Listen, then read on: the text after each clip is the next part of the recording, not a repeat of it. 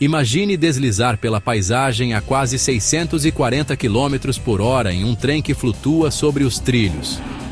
Sem solavancos, sem rodas batendo, apenas um sussurro silencioso de velocidade. Essa é a promessa da levitação magnética, os trens maglev, que estão rapidamente se tornando realidade. Japão e China estão quebrando recordes de velocidade, enquanto projetos ocidentais ainda lutam até mesmo para instalar linhas ferroviárias convencionais de alta velocidade no prazo. Mas afinal, como a tecnologia maglev realmente funciona? Quais são as maravilhas de engenharia por trás dela? E por que a Ásia disparou na frente enquanto o Ocidente ficou para trás? Nenhuma região transformou tanto a mobilidade quanto a Ásia. O Japão acendeu a faísca em 1964 com os trens bala Shinkansen. Nas últimas décadas, a China construiu uma rede extensa de trens de alta velocidade, conectando suas vastas cidades. Hoje, a rede chinesa é a maior do mundo, respondendo por cerca de 2/3 de toda a malha global. Esses trens elétricos rápidos, muitos baseados em designs franceses, alemães e japoneses, viajam entre 300 e 350 km por hora, remodelando a forma como milhões de pessoas se deslocam. Esse boom ferroviário não se limitou aos trilhos convencionais. Ele preparou o terreno para um salto ainda mais futurista: os trens de levitação magnética, que substituem rodas por força magnética para oferecer uma viagem sem atrito. Em 2004, a linha Shanghai Trans-Rapid Maglev foi inaugurada, surpreendendo o mundo. Utilizando ímãs desenvolvidos na Alemanha e um guia dedicado, o trem conecta o aeroporto internacional de Pudong ao centro de Xangai. O percurso de 30 km é feito em apenas 7,5 minutos, atingindo velocidades de até 431 km por hora. Até hoje, ele permanece como o trem comercial mais rápido do planeta.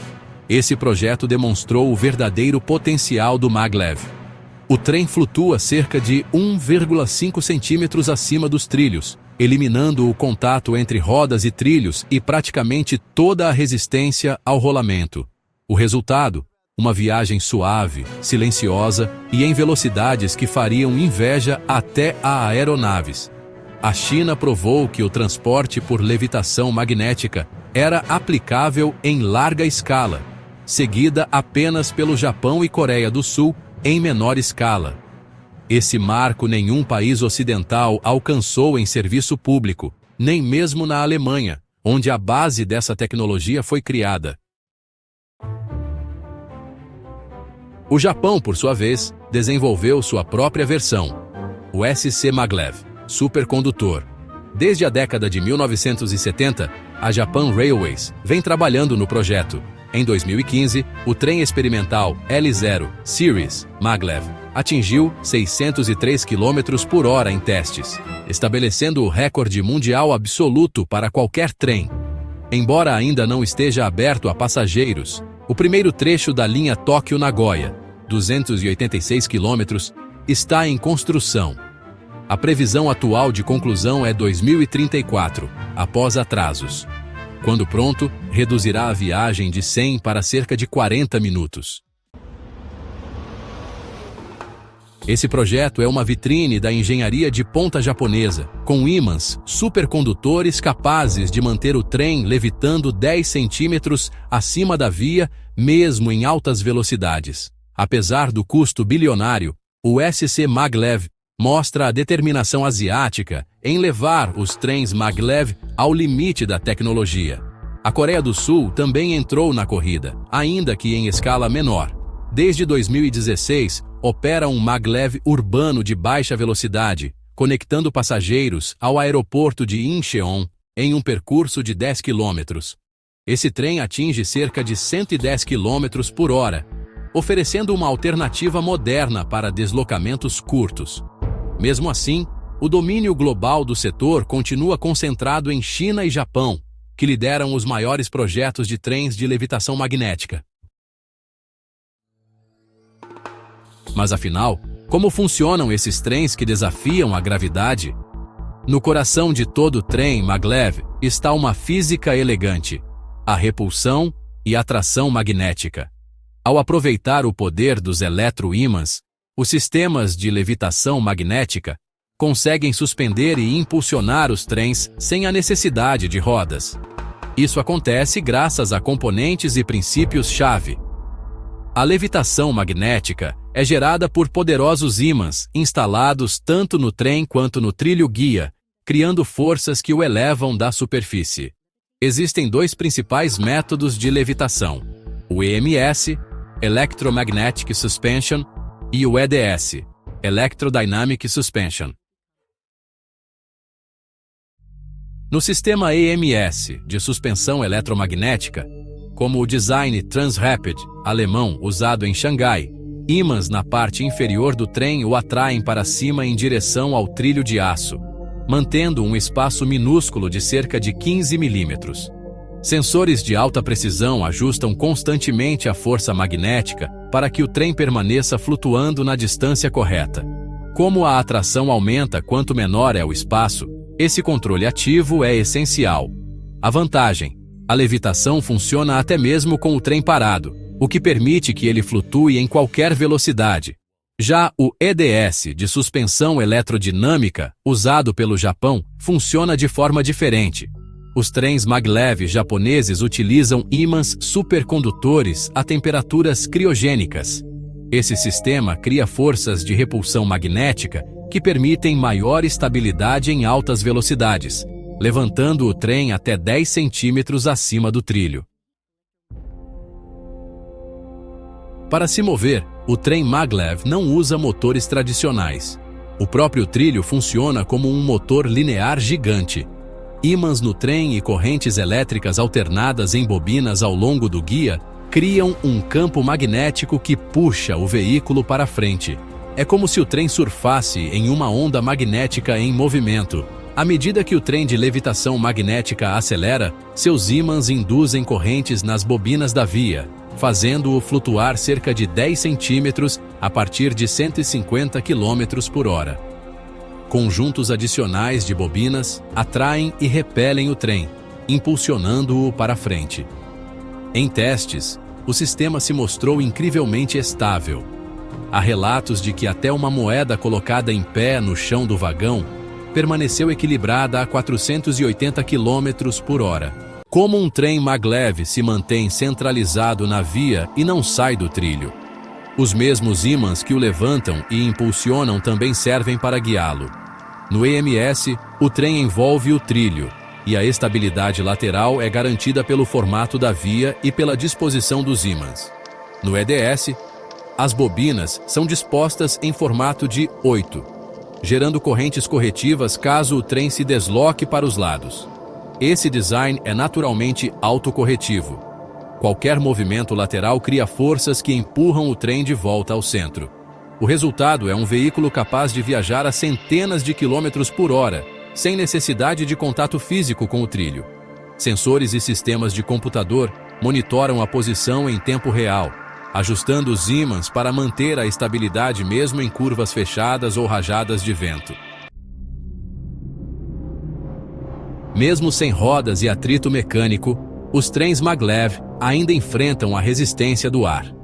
A aerodinâmica se torna, portanto, o principal desafio em velocidades ultra-altas. Por isso, os projetos de trens de levitação magnética apresentam formas alongadas e narizes pontiagudos, semelhantes a balas, para cortar o ar de maneira eficiente e reduzir o arrasto. Esse design não é apenas estético, é fundamental para que o maglev alcance velocidades superiores a 500 km por hora, mantendo a estabilidade e o conforto dos passageiros. Todos esses sistemas se unem para criar uma experiência notável. Um trem maglev não toca nos trilhos. Ele acelera suavemente sem o atrito das rodas tradicionais. A bordo de um trem de levitação magnética, os passageiros sentem apenas um leve levantar, seguido de um silêncio incomum. As vibrações típicas de um trem convencional desaparecem, criando a sensação de um voo sobre o solo. Além do conforto, Há vantagens de manutenção. Como não existem rodas, eixos ou componentes de contato físico, o desgaste mecânico é drasticamente reduzido. Isso significa menos manutenção nos veículos e até redução nos custos de manutenção da via. O grande desafio, no entanto, é o custo inicial. Um sistema maglev exige uma infraestrutura totalmente dedicada, com trilhos exclusivos, o que encarece os investimentos de implantação. As conquistas da Ásia com os trens maglev e ferrovias de alta velocidade contrastam fortemente com as dificuldades enfrentadas pelo Ocidente. Projetos nos Estados Unidos, Reino Unido e até na Alemanha sofrem com atrasos, custos inflados e obstáculos políticos, ampliando o abismo entre as duas regiões. Estados Unidos. O país que já liderou grandes revoluções em infraestrutura, hoje está muito atrás. O projeto emblemático da California High Speed Rail, que deveria conectar Los Angeles a São Francisco com trens de até 354 km por hora, foi aprovado em 2008 por 33 bilhões de dólares. Hoje, o orçamento já ultrapassa 128 bilhões, e apenas um trecho de 171 quilômetros no Central Valley está em construção. A inauguração não deve acontecer antes da década de 2030, com quase 20 anos de atraso. No corredor Nordeste, um consórcio privado propôs uma linha maglev entre Washington, D.C. e Baltimore, baseada na tecnologia japonesa SC Maglev. Em teoria, a viagem levaria apenas 15 minutos e a extensão até Nova York poderia ser feita em 1 hora. Porém, em 2025, o governo federal suspendeu a análise ambiental do projeto, deixando-o em limbo indefinido, apesar do interesse e até da oferta de financiamento parcial do Japão. Reino Unido. A experiência britânica não é diferente. O projeto High Speed 2, planejado para ligar Londres ao norte da Inglaterra, começou com um orçamento de 33 bilhões de libras e já ultrapassa 100 bilhões, o que equivale a 125 bilhões de dólares. O trecho inicial até Birmingham, previsto para 2026, só deve operar após 2030. Em 2023, o governo cancelou o prolongamento até Manchester, alegando custos insustentáveis. O HS2, que deveria ser o orgulho da ferrovia britânica, acabou marcado por má gestão e estouro orçamentário. Alemanha. Até mesmo a Alemanha, berço do maglev, não conseguiu consolidar sua liderança. Um projeto para ligar Munique ao aeroporto foi cancelado em 2008 devido aos custos. O único maglev operacional na Europa Ocidental foi um pequeno shuttle no aeroporto de Birmingham, no Reino Unido, ativo entre os anos 1980 e 1995. Hoje, a Alemanha aposta apenas em trens de alta velocidade convencionais como o ICE e nunca levou o maglev à operação comercial de grande escala. Em resumo, enquanto o Oriente acelera com projetos cada vez mais ousados, o Ocidente se mostra cauteloso, preferindo modernizar sistemas existentes em vez de investir em redes de levitação magnética. Por que a Ásia tem sucesso onde o Ocidente falha? Diversos fatores explicam essa disparidade: política pública e planejamento. Na China, o governo central tratou o trem de alta velocidade como prioridade estratégica, investindo centenas de bilhões de dólares. Em apenas 15 anos, o país construiu mais de 40 mil quilômetros de linhas. O modelo de governo autoritário facilitou desapropriações e reduziu entraves burocráticos. O Japão, mesmo sendo uma democracia, conseguiu porque manteve a consistência no desenvolvimento. Desde os Shinkansen, em 1964, houve investimentos contínuos em pesquisa ferroviária. O SC Maglev só saiu do papel graças à disposição do governo e da JR Central em investir mais de 60 bilhões de dólares na primeira fase do projeto. Esse tipo de compromisso de longo prazo é raro no Ocidente. Barreiras institucionais no Ocidente. Nos Estados Unidos, propostas de trens maglev ou de alta velocidade sofrem com disputas partidárias, batalhas judiciais e revisões ambientais que atrasam projetos por anos. O caso do Northeast Maglev é exemplar. Apesar de apoio privado e interesse internacional, segue travado por ceticismo sobre custos, demanda e impacto comunitário. Demanda e densidade populacional. Os corredores asiáticos conectam megacidades com dezenas de milhões de habitantes. Isso torna o investimento em maglevs mais justificável economicamente. No Japão, o trajeto Tóquio-Osaka é tão movimentado que o SC Maglev será essencial para aliviar o tráfego. Na China, metrópoles costeiras congestionadas precisavam de alternativas rápidas, e os trens-bala já transportam bilhões de passageiros por ano. No Ocidente, a realidade é diferente. Nos Estados Unidos, as cidades são mais espalhadas. A cultura do carro é dominante e a demanda intermunicipal é menor. Na Europa, já existem linhas eficientes como o TGV francês e o ICE alemão, reduzindo a urgência de adotar o maglev. Foco industrial e competição. A China e o Japão veem os trens de alta velocidade e os maglevs como indústrias estratégicas para exportação. Empresas chinesas já constroem linhas em outros países, enquanto o Japão promove suas tecnologias ferroviárias em mercados internacionais. Essa competição estimula avanços constantes. No Ocidente, a indústria ferroviária não tem o mesmo status estratégico. Os Estados Unidos, por exemplo, importam trens de outros países e não cultivam fabricantes locais em grande escala. Sem esse motor industrial, projetos de grande porte acabam perdendo fôlego.